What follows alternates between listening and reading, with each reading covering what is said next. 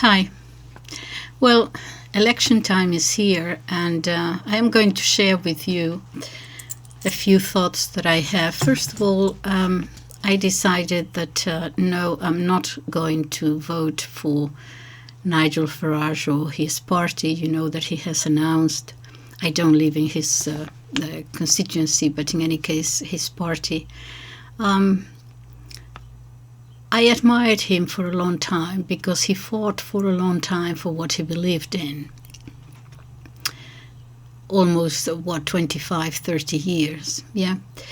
But then I became disappointed quite a few years ago, actually, because I realized that when it came to geopolitics, politics outside Britain, that he wasn't really all that aware. I remember him a few years ago when he went to Catalonia. A few leaders of a party there had called for a referendum to be independent from Spain, and it was unconstitutional. The Constitution says, it's very clear as to how to go about that and so on. So it was unconstitutional, but he could have, I would have accepted his opinion on that. Okay, many people were for it. But it came to me as a surprise because he had campaigned so powerfully against Scottish independence from the United Kingdom. And in the case, and Scotland had been an independent country. Yeah, until the 1700s, right? But Catalonia has never been an independent country. Even if we go before to the unification of Spain in the 1500s, Catalonia had been a part of the Kingdom of Aragon. And then when Isabella and Ferdinand married and Castile and Aragon became together, and then all the other independent kingdoms and so on. But Catalonia had never been an independent country, has never been one. What happens with quite a few Catalans is that it's not that they want to be independent because they have the Spanish boot on top of them, is because they consider themselves superior to everybody else. Perhaps not superior to the Castilians or the Basques, but certainly superior to the Andalusians. And so is this superiority thing that they have. But it's pretty much like, in Italy, the north and the south. They just consider the south a little bit backward and so on. So it comes from this sense of being better and superior. But in any case, what I found amazing was that he went there practically straight away to support them. And I thought, he obviously doesn't know the history. He obviously doesn't know the Constitution. He obviously doesn't know anything except that these people want to be independent from the rest of Spain, and here he is supporting them when he had, as I said, campaigned against Scottish independence. But since then, in any case, that would have been just one thing. But since then, I have come to realize that on geopolitics, he is in one side and I am on the other, so I cannot possibly vote for his party, which is where his party is too, and we saw that with the illness and so on. So I begin to see him more like skillful. He's very much pro the United States, that's okay, but in geopolitics we have to be aware now that the world has changing, and the one hegemon is fighting to keep his hegemony, and then there is another world that is coming up. Okay, so fine, he has taken his side, and he's entitled to it, of course. But I begin to see him as a skillful flatterer, like the flatterers of the old Roman Empire. I picture him sort of rallying the crowds against this or that party in power, but covering his head and prostrating himself on the ground before the emperor. And the emperor really exists, and he is steadfast in his loyalty to the empire. Remember the Emperor Vitellius wearing his triumphal dress and crossing the rivers in elaborately decorated barges, wreathed with garlands. And someone who always kept a lavish supply of delicacies within reach of his hand, not content with being wine and dine everywhere at public expense.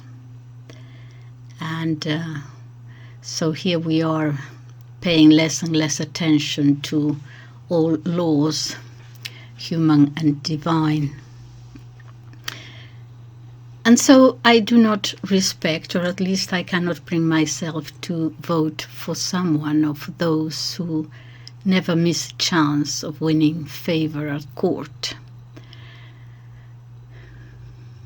Because pretty soon they might be holding special games to celebrate their victories, until they're pelted down with turnips, as they used to do.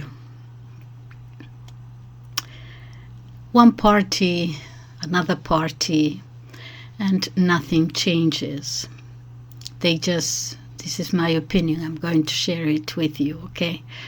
They just rotate in power. In geopolitics, at any rate. Geopolitics, where the country is not only national politics, but where your country is in the world, where it stands, in which direction it will walk, and so on. So one party, another party, or a third party will not change, in my opinion, at the moment, because they all follow the same direction. They all have the same point of view in world politics, in the direction that the world is going. And my point is that something has to give here. I do not agree with Lenin, who said that the system was broken and the system didn't work, so everything had to be brought down, destroyed, and rebuilt in its place. Well, because it depends on the foundations that you build it on, and if the foundations are shaky, the building is not going to hold for very long. So no, I do not believe that Europe, or certainly our country, should be destroyed at all. It's civilization. Europe, the Europe of cathedrals and universities. But I do believe that we have to give it a good shake-up. And we have to resist. I am therefore against conformity here. Because the system that governs us worldwide managed to practically reduce us all to impotence at the moment. And I think we have to become critics. Not to create a rebellion as such, more a sort of an attitude of rebelliousness, if that word exists. Not an armed rebellion, obviously, but a critical understanding, the ability to say no. But at the same time, it is not enough if we are just rebellious individually, just by ourselves. But that there has to come a coming together of wills, as it were. Why? Because the system will allow you to be rebellious by yourself It will allow people to protest, although less and less it seems. But by protesting or allowing us to protest, that will also give us perhaps a sort of a fuzzy feeling of good conscience, of feeling good, of doing your part. But then individually nothing much will happen, nothing much will change.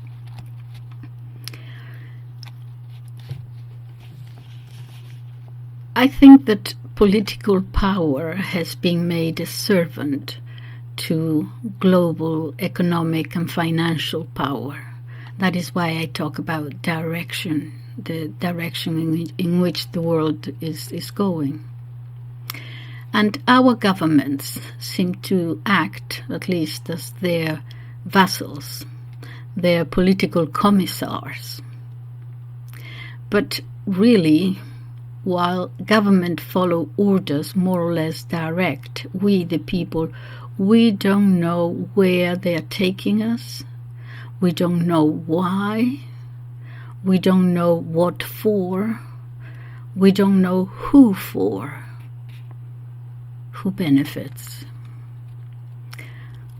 Look, the first part of this world dominion project, well, we could take it as far as the Reformation, actually, but in any case, no. Let us say from the time the United States became involved, let us say in the 1920s, last century, the League of Nations, President Wilson, all that.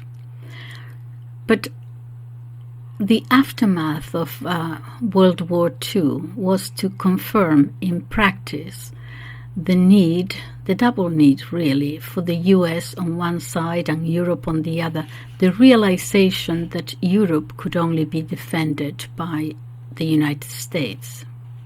And so an empire was born. Why do I say empire? Well, we didn't call it that until recently, but just one question. How many countries have bases in the United States of America? How many? None. How many bases has the United States around the world? We know of about between 800 and 850. So we know, we are told that knowing history is important in order to know the present and so on. You've heard it, the quoted phrases, you know, if you don't know your history, you're bound to repeat it and so on. Attributed lately to senators, present-day senators, of course, some of those who know a little bit of history attributed to the Spanish historian Santillana, but even he was not the first one to say it. In classical literature is full of references like that. It's an old saying, okay? Okay, so history does not repeat itself. Another one is that history does not repeat itself, but it rhymes, something like that. Things to this effect. You've heard them all. But you know, I would say that the opposite is also true. It will also help us to go backwards, to look at the present, to understand how it all started. In other words, start with today's facts, where we are today. Start there. And this would make it much clearer what happened last century and why and what for and who for. Because it is now that we are living the consequences of those decisions. So you can see the why and the wherefore much easier if you start to the present and go back. So what is the point of resisting this world dominion when it appears to be irreversible? Or what to do about it? Well, obviously difficult. Why? Because international finance is not going to negotiate. Of course not. Why should they? having gotten thus far. We hear in these wars, for example, I've heard many times that the neocons, for example, have no reverse gear, they have no brakes, they just double down, etc. Of course. Do you believe that they're going to negotiate their power? It has become now existential for them too, now. You remember that when the war with Ukraine started, first of all, it was two countries fighting it out. That is what we were told. Then more and more it became more evident and apparent that it was really to wear Russia down and so on. And then it escalated. And now it is escalating again. More and more. So at first we believed that what the Russians said, that for them it was existential, life or death. But it is becoming existential now for NATO too, having escalated this far. They cannot appear to be defeated. And in order not to be defeated, they are willing to take us all to a precipice, it seems. Why should they give away their power? They're not going to negotiate. And yes, our governments, I believe they are the intermediaries between this world-dominion empire and ourselves.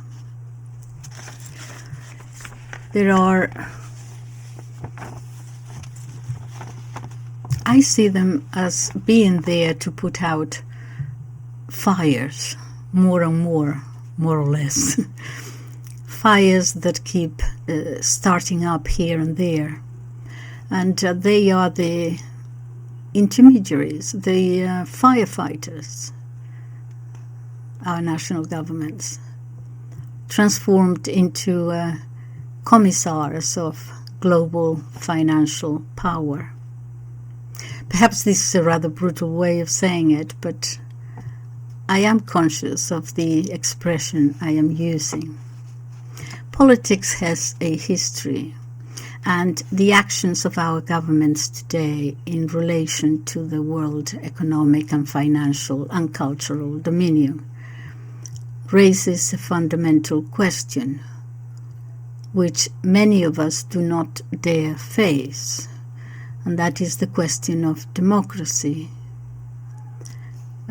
We cannot continue with this pantomime, which is what it has become. To continue to call democracy something which has very little now to do with democracy. We live in a plutocracy, the government of the powerful over everybody else. Now, of course, this has happened before. This is the history of mankind. I know that. Karl Marx said, for example, that the history of mankind is a history of class struggle. Yes and no. There are many other important factors besides economics, I believe. Not everything is economics, but the point is that we have reached the point through the struggle of our predecessors, the people who came before us. And it took, of course, different forms in different countries according to their histories and cultures and civilizations. But in what concerns me here, which is what we now call the West, we had reached the point of having a representative democracy, yes, which was okay for a while. Didn't have any problem with it for the most part. It was okay, one might argue. But it has not been so, especially since the 90s, when international finance was deregulated, and so it was free and able to roam about the world with little if at all, accountability. You know, there is an American author, Norman Mailer, who once said that President Clinton in the 90s was the last president of the United States. And he said that with a serious face. Because by the time Bush and Blair come, our Western governments had moved already, I believe, to be these intermediaries or commissars or firefighters for the empire. Because in our representative democracy, we have our power to do and to undo certain things.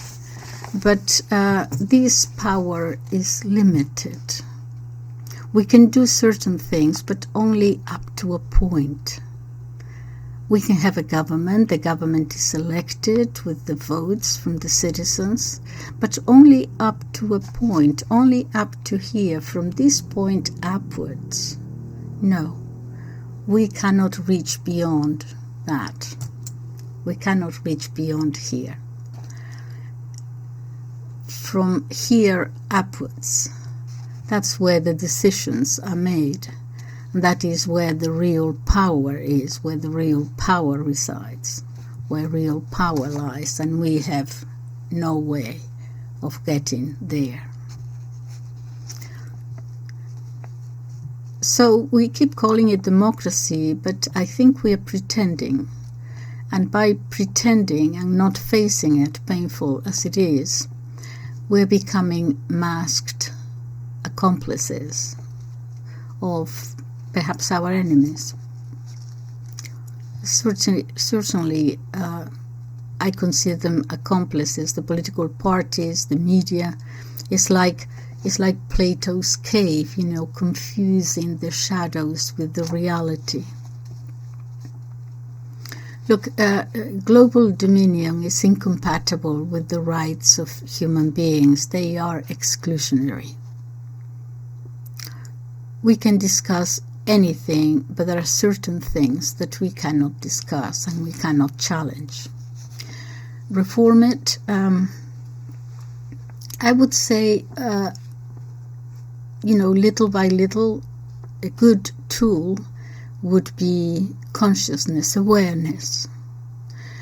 To be able to say no, at least to refuse to continue to be deceived.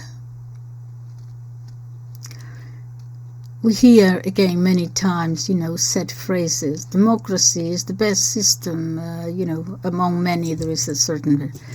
And all that, okay, so democracy is the best system. And this is effective so that you and I not go about finding alternatives or different ways or something better, or making sure that it works more effectively or better, more representative. So the end result of all this is that we are happy. Oh, well, let us be happy. At least we have this. And that is the perfect scenario for advertising and manipulation and propaganda. Don't even attempt to try to find a different way. This is what there is. It does not exist a better way. But no, I'm not interested in trying a different system. I would, however, like to improve this one so that we might be listened to from time to time.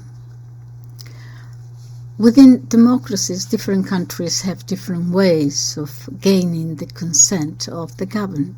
Switzerland, for example, has continuous referendums in important policies, decisions that the governments have to make. This is just one of the many ways how we could improve things. For example, in the UK we have the first past the post system, but I don't think it's working anymore. I think it had its time. I remember arguing for it, actually, against proportional representation. And my thoughts at the time was because it was easier for the government the citizens were given a clear choice, and the citizens elected, and so this government had a mandate, and so he could go about doing what he had promised.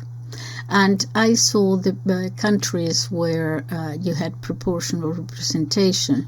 I equated it with weak governments because it was impossible to reach almost the final decision of what the government had to do. They had to reach an agreement. They had to compromise. Well, that's very good, but a lot of compromising. All you ever wanted was a half measure, as it were. And I thought the first past the post at the time. I thought it was a better system. It had served us well in the past, but I no longer think so, because things have changed, because now the political parties are the same, really. So global politics is already determined, regardless of our vote. It's already determined by the powers that be, industrial financial corporations. And this domination is becoming more and more glaring and evident. So how are we to gain and to reacquire a sense of the future? Because our governments are moribund, really. Perhaps we all are sort of sleepwalking a little bit. For example, in Europe, the differences in each of European countries is disappearing under this empire's cultural dominion. And there is a certain uneasiness, there is an illness, there is a sadness all about within us adults, that we are suffering from. Is a sadness, is an absence of ideas, is an absence of future projects, is an absence of citizenship. And the problem is that our children are learning that attitude. So we must remember our collective memories as a nation to pass it on to them. Because if the past passes from our memories, if we live today as if yesterday had never existed, and this applies obviously on an individual basis, you cannot live like that, but also as a nation, as a culture. If we live as if yesterday had never existed, everything, I think, will disappear, everything will cease. And I don't want this to be humanity's destiny. A world for the powerful only. We are really going to end up in Plato's cave. Remember, in the cave, some of them had already been born there. We're going to end up living, staring at a wall. We are already looking at mirrors which are not reality. And it will not be exactly like Narcissus looking at himself in that mirror of clear water, exactly. I think it goes beyond narcissism here. Well, at least Narcissus, who was a very handsome youth, in love with himself and all that. Okay, that's true, but at least he had a motive, at least to look at himself. He was beautiful. I don't see the beauty at the moment anywhere. So do we have a question? Do we have our inner resources, resourcefulness to combat this? Because the democracy is difficult because the authentic owners of the world do not appear in the press or as managers of NGOs. Those are just the carriers, those are just the minions. So, who is going to govern us in our own country? Because it could just as well be a lottery, you know, or it could be some corporation of other BlackRock, Coca-Cola, whatever, Rothschild, what, I'm just throwing names here, okay, whoever. But whoever does govern us, we must realize that of course they will keep the flag and the national anthem and all the visible signs, at least for the time being. The day has not yet come when they can do away with their messengers, the firefighters, with the day has not come where they not even bother to use caricatures. So my question when voting is going to be why, what for, and for whom.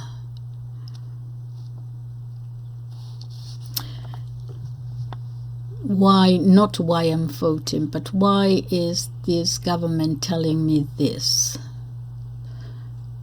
Or this political party? And for what exactly? And for whom? Who wins at the end? And really all we have, well, not all, but I mean, what I can think of right now is what we have is our conscious, our awareness, our critical powers. I think the answer to a lot of this cultural neoliberalism and economic and geopolitical neocons is awareness. We need to have a conscious of facts, awareness of rights. I am a human being. Want no more than that, than to be treated as such.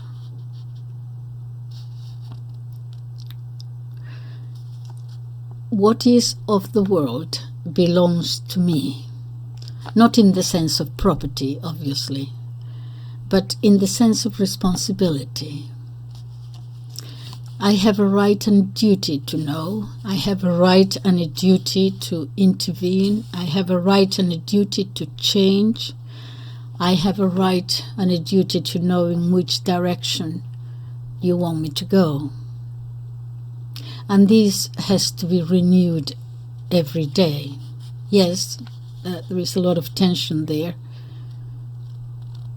But I have to preserve that right and that duty to say no sometimes.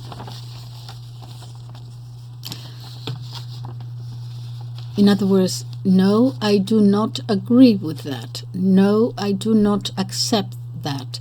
No, I refuse. Especially with the propaganda and the media 24/7 throwing fog or froth with which to cover our clear sight. And then a coming together of all these awareness and wills that will say, not me, no, not in my name, I refuse. And I don't mean to be pessimistic here or downhearted and to suggest that we have to continuously be living in a no situation. No. It's sort of more between a yes and a no. Because if you always live in the yes, that will take you to accept everything that they throw at you. And eventually it leads to apathy and eventually also to being abused. That constant yes becomes nothing. So I don't mean to be always saying no, but at least our will to be armed with this weapon, no, in order to strike when necessary. Sometimes we'll be happy to say yes, of course, but unfortunately these periods of saying yes are becoming longer and longer and longer. We need to shorten these periods of yes and to become much more active politically in whatever way each one of us can do that. But especially not to accept or to put aside questions of, that they can do whatever with impunity, not to accept that they won't be punished if they do something wrong. Those who betrayed us, betrayed our trust, or some of them even the nation. In other words, to demand accountability all the time, not just at elections, obviously. Our elections are quickly becoming sort of a means to ridicule democracy. So, little by little, let us at least try to recover the old democracy as we understood it. So let us at least, be happy to fight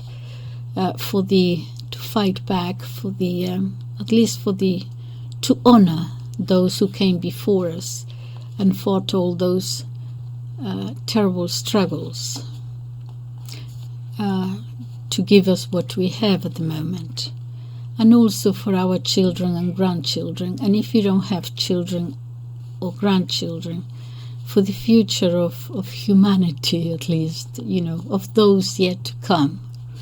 Let us leave them a little bit more than slavery behind.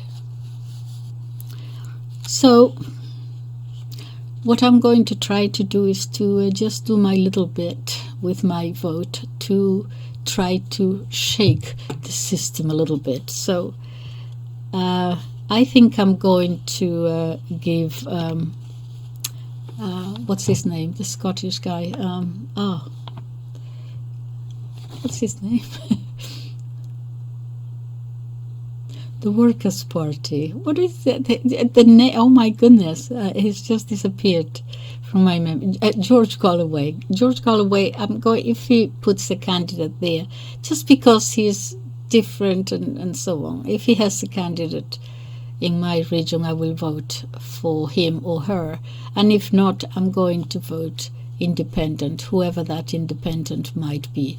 In other words, a person who has not yet become a politician, and they might be corrupted later, but for the time being he or she is not part of the system yet. That is my way of shaking up the system a little bit. Okay, thank you very much for listening. Until I see you next time. Bye bye.